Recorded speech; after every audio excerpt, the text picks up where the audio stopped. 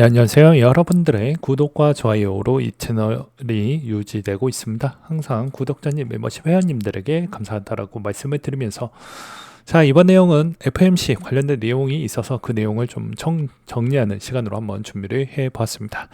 이번에 이제 29일 기준점으로 이제 미국 금리가 4%대로 내려왔습니다. 여기서 이제 뭐 보게 되면 CPI가 지금 이제 대충 3%대를 보여주고 있죠. 지금 4%대입니다. 그러면 앞으로 내릴 수 있는 게 제가 보기에는 이제 2번 정도밖에 안 남았다라고 볼 수가 있는 거예요. 그러면 단순하게 보면 안 되겠죠. 여기서 왜 이제 2번만 남았냐? 3.5% 정도에서 더 내리기에는 어렵다. 왜냐? CPI가 3%대고 위로 올라갈 수도 있기 때문에 그 다음으로 또 충분히 CPI를 좀 잡으려고 하면 여전히 4%대를 좀 오랫동안 끌고 가려고 하는 그런 모습도 좀 많이 보여진다라고 보시면 될 것 같습니다. 그러면 많이 하면 어차피 2번이고 보수적으로 하면 1번밖에 이제 안 남았다라고 볼 수가 있을 것 같은데요. 그러면 현 시점에서 언제든지 요게 이제 더 3%, 3.5% 밑으로 간다라고 하면 장기적으로 그것도 이제 별로 좋지가 않습니다. 왜 그러냐면 경기가 이제 워낙 좀 안 좋아진다 뭐 이런 의미로도 볼 수가 있는 것이죠. 그래서 이제 좀 나이스하게 좀 본다라고 하면 CPI는 반대로 이야기하면 성장과 직결성이 좀 있습니다. 그러니 CPI가 못해도 2% 중반대에 좀 여유를 가지면서 엄밀히 따지면 금리도 이게 2% 중반대니까 못해도 3% 중반대까지는 내릴 수 있을 만한 기회가 열려져 있다, 이렇게 볼 수가 있거든요. 그렇게 되었을 때 우리가 이제 볼 수 있는 영역적인 추이가 있습니다.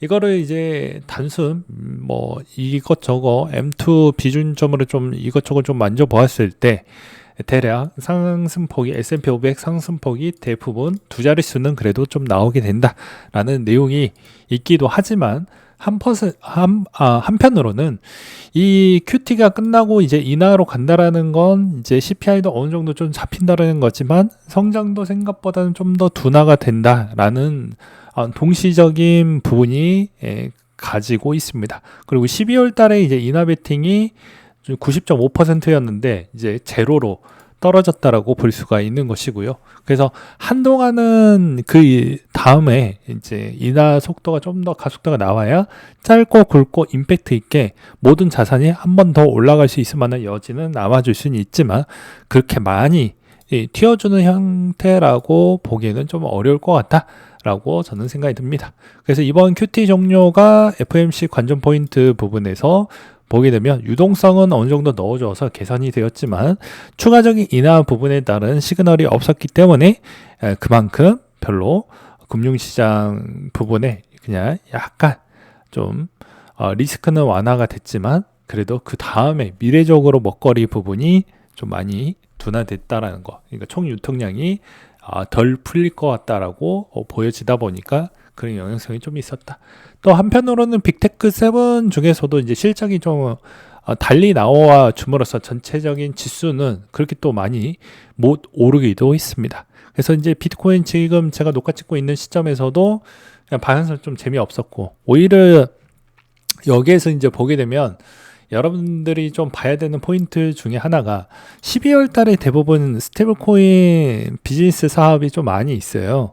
그러면 제가 이제 이 전환 시기를 보는 이 시점이 조금 더 길어봐야 여기서 빨리빨리 치고 올라가 주는 모습을 보여주어야 되는데 이게 계속 여기서 질질 끌면요 힘이 빠집니다.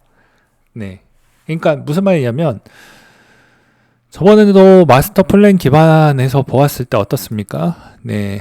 약간 이제 생각적인 추이를 또 보았을 때도 여기서 이제 하면 새로운 전환점을 딱 끊고 여기서 추가적으로 조금 더 성장이 나와야 돼요.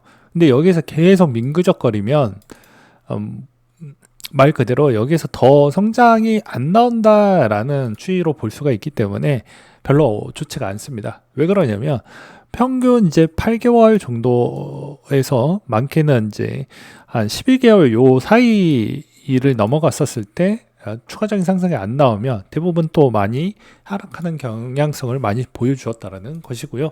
그 다음에 이제 여기서도 이제 들리는 소식으로는 오픈 AI가 조만간에 IPO 준비를 곧 할 수 있다라는 이야기도 많이 나와주고 있습니다. 이거는 이제 전체적인 자산에 있는 유동성을 또 빨아당기는 경향성이 있어서 코인한테는 별로 유리한 부분은 좀 없을 수도 있다. 그래서 핵심 포인트는 스테이블 코인 성장 동력이 얼마나 빨리 커지느냐에 따라서 요거 좀 이야기는 달라질 수 있습니다.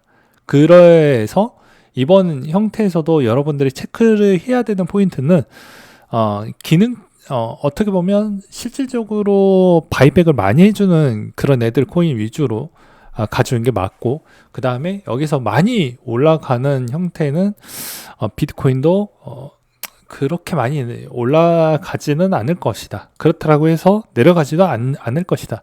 저는 그렇게 보고 있는 실정입니다. 그래서 마의 곡선이 나오려고 하면 이 터닝 포인트 12월과 1월달 요 사이에 여기서 추가적으로 좀 횡보하다가 팍 튀어주는 형태가 나와 주어야 됩니다. 그렇지 않으면 힘이 빠질 가능성이 점점점 높아지는 형태이다. 그래서 제일 중요한 터닝 포인트는 12월과 요 사이일 것 같다 라고 볼 수 있고요. 이번에 이제 결과 보면서 제가 20% 정도 더 넣을 거다 이런 이야기를 많이 했었는데, 아직은 이번 주 다 안 지났고 다음 주 아직 좀 남아져 있잖아요. 그거 보고 판단해 보도록 하겠습니다.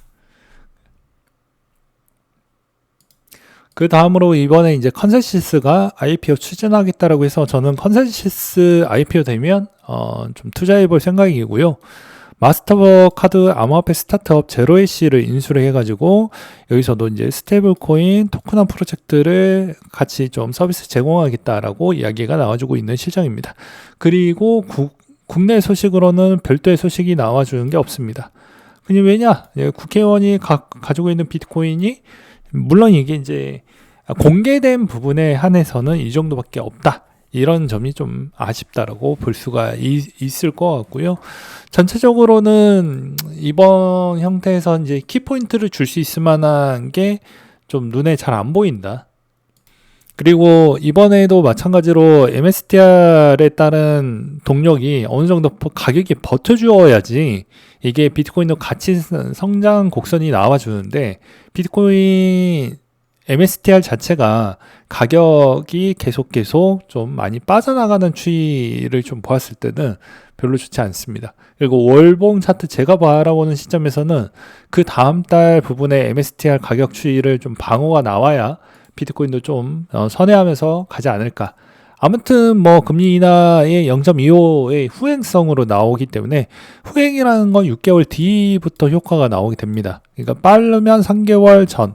그러니까는 지금 효과를 보였으면은 어떻게 한 2월 달 정도 때부터는 전체적으로 이제 M2 공급량이 좀 증가가 되면서 실질적으로 모든 자산에 조금은 버프 효과가 나오긴 할 거다라고 말씀을 드릴 수가 있을 것 같습니다. 그리고 제가 왜 이제 오픈 AI를 왜 다시 한번 강조를 했냐면, 우리가 저번에 엔트 마이너 그룹 부분에 있었을 때 뭐 IPO 한다라고 하니까 어떻게 됐습니까? 아시아 시장에 있는 유동성 다 빨렸잖아요.